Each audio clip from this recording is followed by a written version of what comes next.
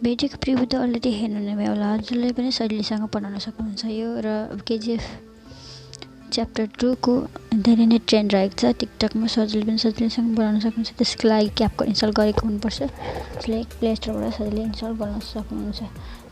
Install गरिसकेपछि क्यापकटमा click गर्ने,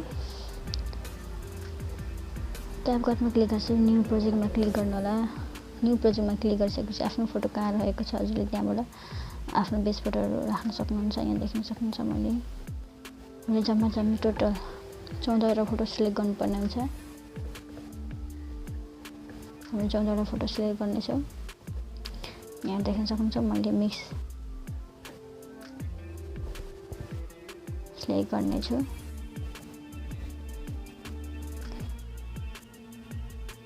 so यहाँ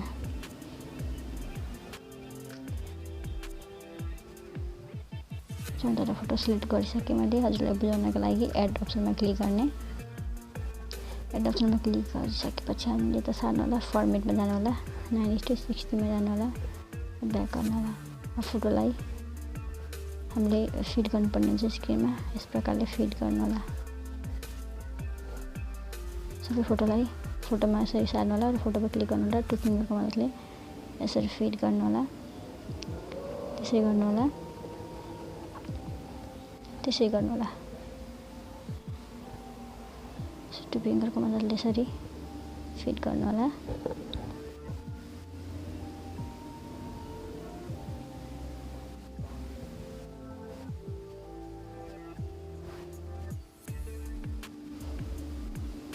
ठिकै रहेछ। सो एन्डिङलाई चाहिँ डिलिट गरिदिनु होला। स्टार्ट पोजिसनमा आउनु होला। हामीलाई अब ड्युरेसन दिनुपर्ने हुन्छ फोटोमा।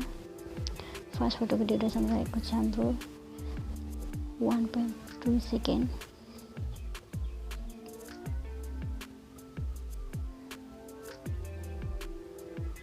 सेकेन्ड फोटोको ड्युरेसन अनि 1.2 सेकेन्ड रहेको छ।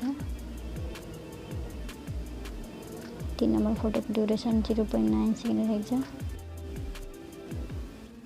4 नम्बर फोटो ड्युरेसन 0.4 रहेको छ। यसमा चाहिँ सक्दो जुम गर्नु होला।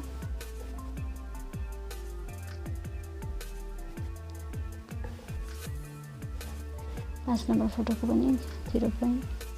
हुने रहेको छ। र 6 नम्बर फोटोमा हामीले 0.5 दिनुपर्ने हुन्छ।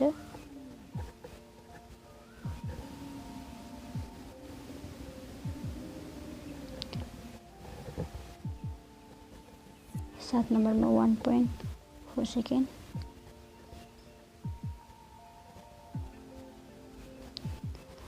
8 नम्बरमा 0.5 सेकेन्ड।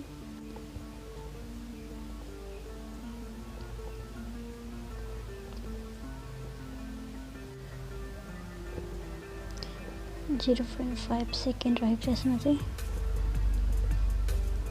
8 नम्बरमा 9 नम्बरमा 0.7 सेकेन्ड।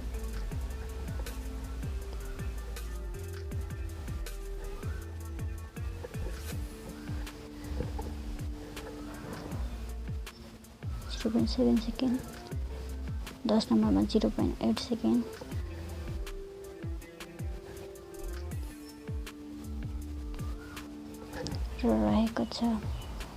11 नम्बरमा 0.3 सेकेन्ड।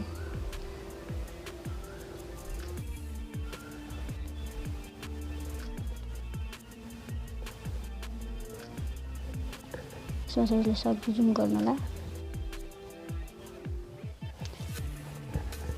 र 12 मा रहेको छ अनि 0.3 सेकेन्ड रहेको छ।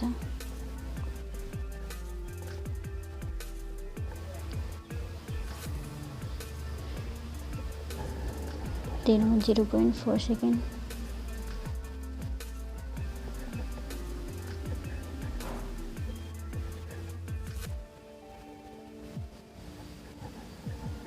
14 नम्बर फोटोमा 1.8 सेकेन्ड।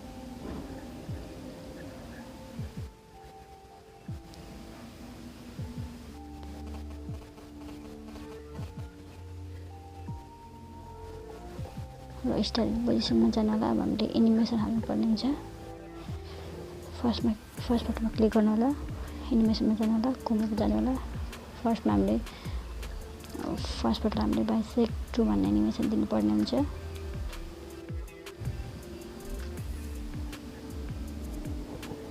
सेकेन्डमा ओभल भन्ने एनिमेसन, ओभल 3 नम्बर फोटोमा हामीले ओभल, 4 मा पेन्डुलम 1, 5 मा पनि पेन्डुलम 1, 6 मा पनि पेन्डुलम 1, 7 मा ओभल,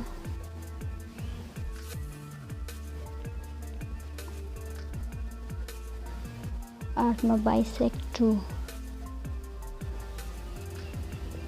9 मा बाइसेक्ट, 9 नम्बर फोटोमा पनि बाइसेक्ट 2,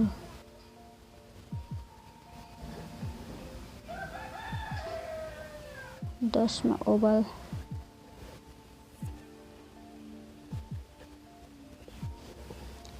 11 मा डिस्ट्रेक लिफ, डिस्ट्रेक राइट,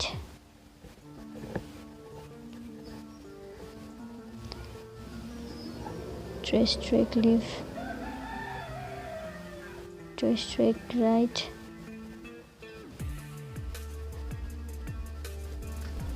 राइट गरिदिनु होला। अब हामीले एनिमेसन एड गर्नुपर्ने हुन्छ। एनिमेसन एड भइसक्यो हामीले। सो गरिसकेपछि हामीले अब इफेक्ट एड गर्नुपर्ने हुन्छ। इफेक्टमा क्लिक गर्नु होला, भिडियो इफेक्ट,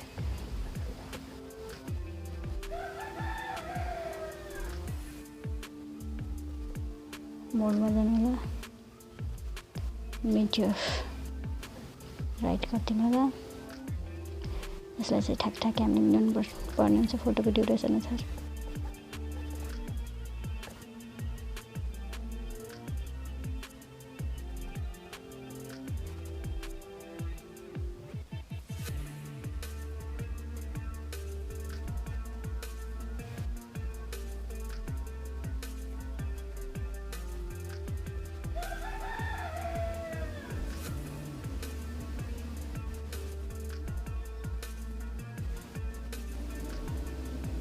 यसरी मिलाउनु पर्ने हुन्छ। हजुरलाई यसरी नै कपी गरेर मिलाउन सक्नुहुन्छ।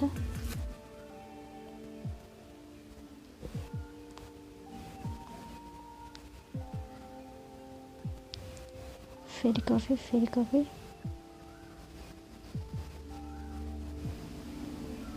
सो गरिदिइसकेपछि अब हामीले ब्याक आउनु होला। अब ब्याकग्राउन्ड म्युजिक एड गर्नुपर्ने हुन्छ। एडिटमा क्लिक गर्नु होला, एक्सट्र्याक्टमा क्लिक गर्नु। हजुरलाई ब्याकग्राउन्ड म्युजिक भिडियोको लिङ्कमा दिनेछु, त्यस लिङ्कको डिस्क्रिप्सनमा दिनेछु। हजुरले त्यहाँबाट डाउनलोड गर्न सक्नुहुन्छ। यो भिडियो कन्टेन्ट हेरेर गर्नु होला। सो इनपुट गर्नु होला, इनपुट साउन्ड अनि क्लिक गर्नु होला। हाम्रो भिडियो एकदम तयार भइसकेको छ माथि। सो हामी भिडियोलाई सेभ गर्नको लागि ग्यालरीमा माथि एरोको अप्सन रहेछ, त्यसमा क्लिक गर्नेछौँ। Thank you so much. Next भिडियोमा भेटौँला।